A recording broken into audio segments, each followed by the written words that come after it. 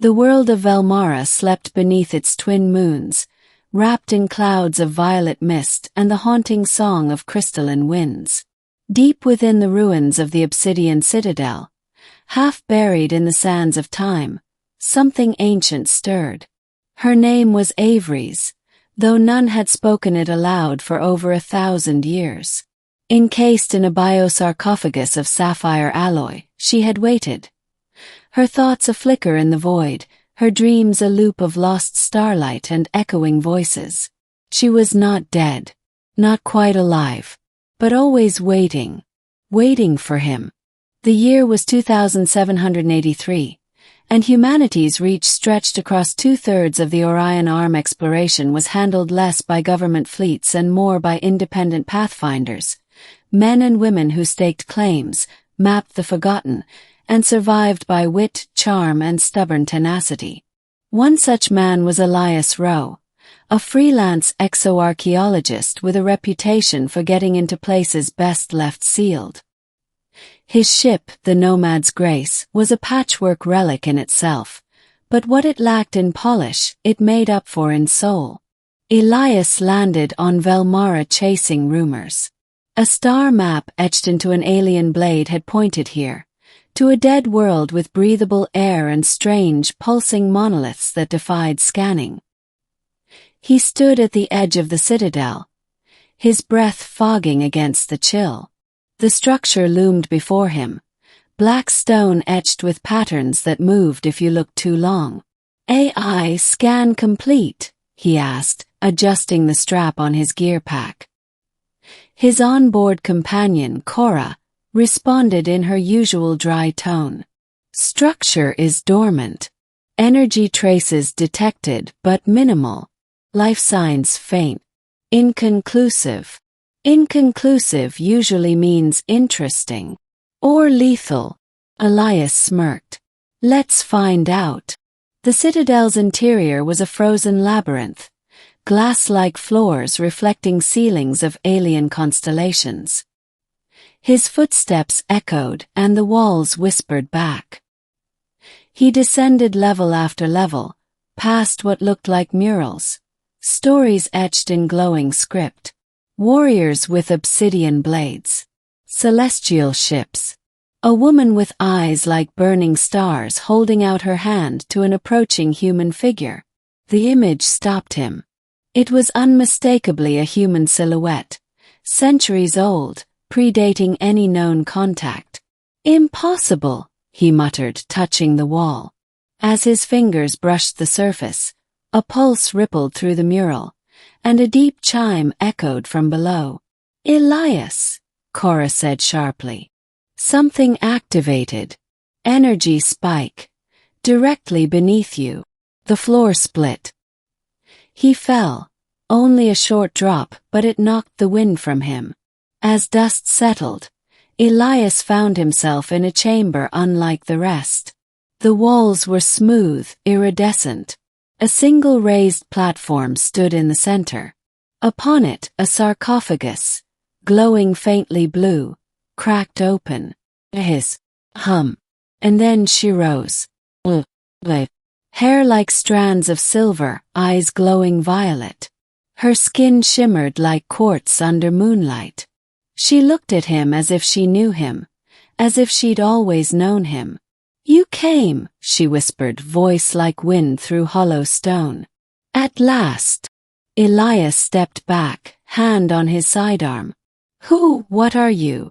"I am Avery's of the First Choir, keeper of the last dream, bound to the human who bears the echo." "The echo?" She stepped forward. "You." The following hours blurred. She didn't attack, didn't threaten. Instead, she sat with him as the chamber's light adjusted to a gentle gold hue. She spoke in riddles at first, then stories. Thousands of years ago her people, the Valari, had discovered Earth in its infancy. Drawn by human potential, they watched from afar. One of them, Avery's, disobeyed. She made contact, fell in love. The man she loved died, violently, protecting her during a failed diplomatic attempt. In grief, she returned to Velmara and entered a temporal stasis, programmed to awaken only when a human with his genetic resonance set foot in the citadel. "You are his echo," she said simply. "His blood walks in you." Elias scoffed. "You're telling me I'm the reincarnation of some ancient guy you dated?" "Not reincarnation. Resonance. Soul print. Emotion encoded in DNA. You carry his pain, his love, the thread that binds us." He didn't know what to say. Part of him wanted to dismiss it as alien mysticism.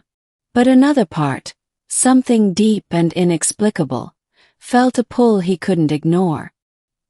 He dreamed that night in her presence, of her, of golden fields under twin suns, of holding her hand. Over the next few days, Elias explored the ruins with her.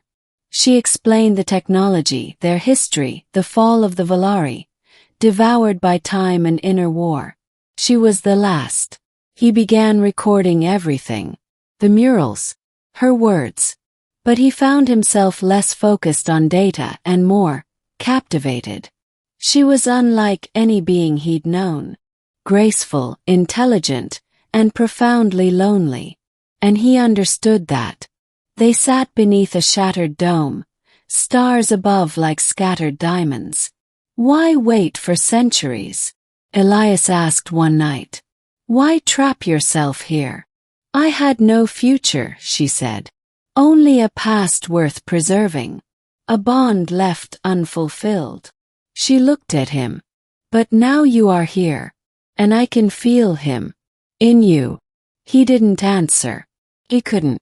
'Cause he felt something too. Warmth. Knowing. Like he'd found something lost.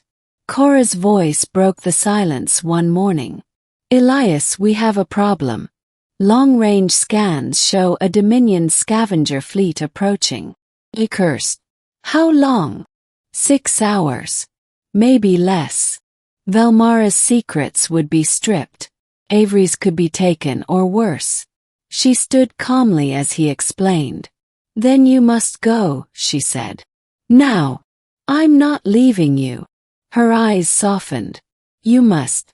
If I fall into their hands, the knowledge I hold, your bloodline, will be exploited. I cannot allow that. There has to be a way." She stepped forward and cupped his face in both hands. "There is." She led him to the citadel's core, a glowing sphere of memory and resonance. This device was built to preserve, to store our essence in harmonic crystals, can house both mind and soul, but only if willingly entered. "You want me to trap you in this?"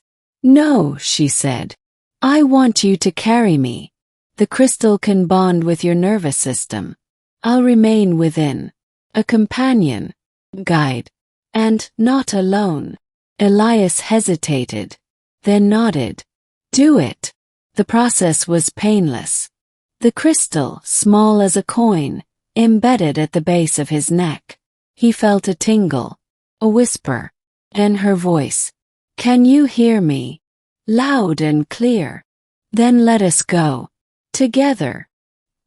He ran for the ship, activating the Nomad's grace just as the scavengers began orbital descent. They launched before the first shots fired. Weeks passed. Elias filed his report. He kept the true nature of the citadel hidden. He told no one about Avery's, not even Cora. She lived now in whispers, in dreams, in thoughts shared during silent stargazing. He traveled from system to system, no longer seeking ruins, but meaning, purpose. And every night, as he looked out into the vast dark, she was with him. One evening, he stood on a balcony above the glittering city lights of Miriam Station. Rain fell in misty waves. He closed his eyes. "Do you regret it?" he asked. "Waiting." "Well, found you. Even if not as I dreamed. You still have a heart after all that time." "Yes," she whispered. "And it beats with yours now." He smiled quietly. Maybe fate was real. Maybe soul prints and ancient love weren't just fairy tales. Because somehow, across time and extinction, through war and silence, she had waited, and he had come.